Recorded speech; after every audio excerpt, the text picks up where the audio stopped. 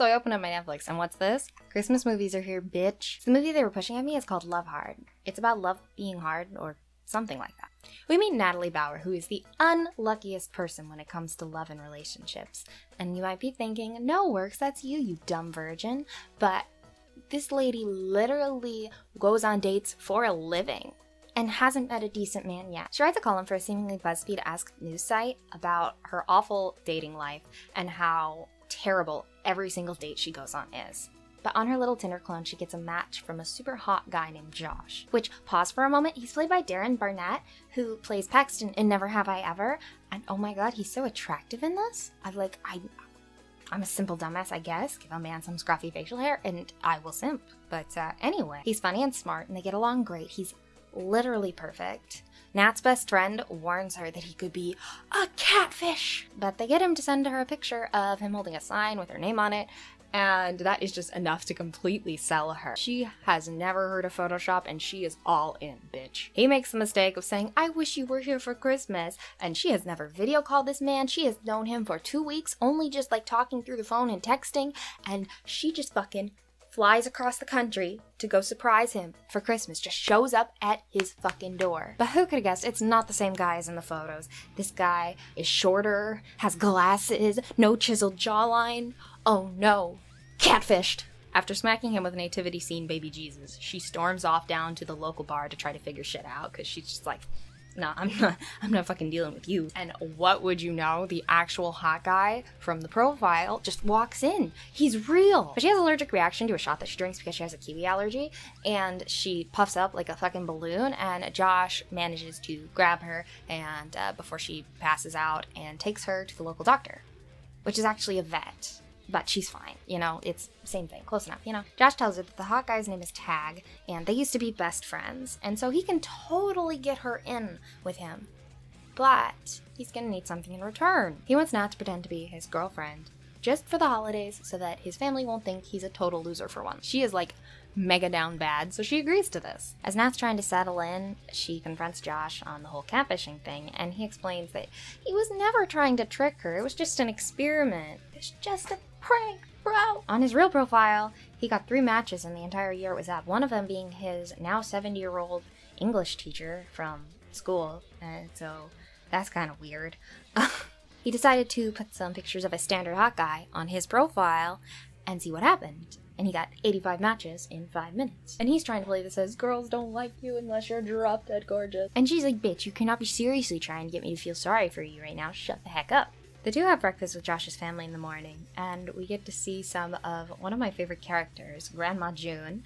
She is this feisty, wacky old lady, and some of her lines are like a bit too much, where they're just really trying hard to push that, oh look, she has no filter. What nonsense! People used to fall in and out of love based solely upon the written word. The pen is mightier than the penis. Look, what crazy thing will the grandma say this time? But like, I think her character was fun in general, and I really liked her. Josh ends up taking Natalie to the family business, which is a sporting goods store, so she can meet Tag. He starts coaching her on things that Tag likes. He's super into the outdoors and sports and girls who look like they don't care but still look perfect, but like they don't care. Also, she hates his favorite book, but damn it, she's gonna pretend she don't. Josh introduces her as his cousin, because that definitely won't be weird later. She managed to set up a date to go rock climbing with him and some of his friends the next day, even though she is not athletic at all and is scared of heights. Josh spends the day helping her practice, but she just really... She tried. She tried. When they get back home that evening, she stumbles across a large cardboard box filled with candle making supplies, and she's like, yo, Josh, what's this? And he's like, okay, look, men don't buy candles because they're marketed towards women, so I'm gonna make man sense. It'll be poggers. But he's never really gotten his candle business off the ground because he's too scared to ask his father for the funding for it, because his dad's a real man's man, and he's scared that him and his brother would just make fun of him. Speaking of his brother, meet Owen. You know how everyone has a sibling that is better than them in every way? Owen is perfect, tall, handsome, hot wife. and has the biggest ego on the planet. And he is terribly shocked that his weird nerd baby brother got a hot girlfriend. Natalie quickly catches on to how much of a dickhead this guy is and starts making digs and jabs to purposely piss him off. Gets his name wrong, puts the topper on the tree when it's family tradition that Owen does it. Makes comments about how she's thankful that she had her awkward teen years, because otherwise she might have grown up to be a narcissistic adult. You know, those kind of things. She has a talk with Josh about how next time Owen tries to steal the spotlight, he should steal it right back. Next day, group outing, rock climbing with Tag. But the climbing walls are much larger and taller than the ones in the Lynn family store. Natalie is freaking out, doesn't want to do it. She's like, I want to go home, Josh. I want to go home. I don't, I'm done. I'm not doing that. I'm not climbing that. No. And he's just like, calm down. Here's some ear pods with your favorite song. Just relax. You can do it. It's no different. Just get up there. You can do it. And so she breathes, she puts in the headphones, she jams to her good beats, and she fucking climbs, and she does it. Then she makes it to the top, and she's like, holy fuck, I can't come down from here. So she freaks out, and Josh is just like, well, fuck. I guess I better go get her before Tag realizes something's up. So he climbs up, manages to talk her down. Aw, look at her learning to trust him after he catfished her. But it all worked out. Tag thinks she's a cool girl. That night, the Lynn family goes caroling, and Owen is just like micromanaging it and making it a whole production and just being the attention whore that he is. The nursing home residents request Baby It's Cold Outside, and Josh steps up and is like, Natalie and I'll do it. We'll sing the duet. And Natalie is like, I hate that song. It's a sexual assault theme song. I will not sing that. And he's like, it'll be fine. It'll be fine. I'll rewrite the lyrics. Just sing your part. I'll sing my part and make it less creepy. And, you know, I feel like maybe a little bit of an overreaction, but you know, the song is pretty creepy. So, they sing it, everybody cheers and claps. They're like, oh yes, you got beautiful voices, you're so lovely, what a lovely couple. Owen is pissed, just heckin' pissed that Josh is getting any attention at all. So he grabs his wife and he's like, we have something to announce. All this talk of babies, baby's cold outside, we're pregnant. We're having a baby. My wife Chelsea, she's pregnant. And so then all the attention's back on them. So Josh gets down on one knee and proposes to Natalie to pull back the attention. Look at him go. Taking her advice. She's like, what the fuck are you doing? Get the fuck up. What the fuck are you doing? What the... Owen, trying not to have a spotlight taken, is like, hey, you don't even have a ring. What the fuck? And she's like, yeah, you don't have a ring. You're fucking proposing to me right now. And don't worry, Grandma June is there. She fucking takes off her glove, takes her own wedding ring off her finger, and is like, here, Joshy, I don't need to die with this. You take this. Natalie awkwardly agrees to get married, since what else is she gonna do with a whole crowd of family and nursing home residents just staring at her expectantly. When they get back home, Natalie is pissed, but Josh is like, hey, it's okay. Our plan, nothing has changed. You'll go home. I'll tell them that didn't work out. You know, it'll be fine. Don't worry. I'm very used to disappointing them. Owen is still bitter about being one-upped, so he's desperately trying to cyberstalk Nat, but nothing is coming out, which makes him even more suspicious of her motives with his brother. Natalie goes on another date with Tag, this time just the two of them. They go bobsledding, which she hates, so much so that she has to get high just to get herself through it. But she gets home and she is just on cloud 9 because Tag asked her out on a date for dinner tomorrow, and it's going to be so romantic, and she's just so happy. Josh is working on making some candles, and one of the scents is based on his late grandfather, who's actually the one who inspired him to start making candles in the first place. The two of them hang out with the family and watch their favorite Christmas movie, Love Actually, during which Josh's mom shows them, look, your engagement is going to be in the local paper tomorrow. Absolute panic. They run around the whole last town, getting every paper they can find and shoving them in Josh's car, and they even get into basically an almost altercation with the literal child, who's just trying to do their job as a paperboy. And while they're hiding from said paperboy, Natalie goes on to tell Josh that he looks really nice in their engagement photo, and that she knows a lot of girls that would be into him. Which, hold for a moment, I don't think I've mentioned this yet, but the guy who plays Josh is like really cute. Like, I know, I think I've mentioned like almost everyone else in this movie being attractive, but like, he's cute. I know that they really play up his dweeby nerdness in this movie, because that's like the point of his character, is that he's awkward and doesn't know how to present himself to be viewed as more attractive, but like, he's cute. Okay, back on track. Nat convinces him to show her his dating profile, pre-Catfish pictures, and yeah, they're bad photos. Real serial killer vibes. She tells him that after she leaves, he needs to put up a new profile with good photos, and that she assures him he will have much better luck this time around. He's a nice, attractive guy who just needs to believe himself and not look like an axe murderer in his Tinder profile. So she's getting ready for her date with Tag, and she tells Josh that they're going out to a steakhouse. I think I forgot to mention, but she's a vegetarian. And Josh is like, wait a second, you're fucking going to a steakhouse and you're going to eat meat there? Because he's like massively carnivorous kind of dude, you know? He's really that kind of, you know, guy. And she's like, it's one time. It's not like I'm opening up a slaughterhouse. And he's like, pretending to like rock climbing and some stupid book is one thing, but you're literally like compromising your morals for a stupid guy. Really? What are you gonna lie about next? And she's like, excuse me, the whole reason I'm here is because you lied to me, okay? You aren't allowed to lecture me about things like this. And he's like, oh, I just lied about a photo though. This is like a whole nother ballpark. And she's like, no. You hid behind a photo and you lied about your identity. He's getting angry that she can't see her hypocrisy, and he's probably a bit jealous too because, like, you know, it's obvious that he likes her at this point. And he tells her that she fell for him in the first place. Every conversation they had was him. And she liked him so much that she flew across the country to surprise him for Christmas. She's like, you're right. I did like you.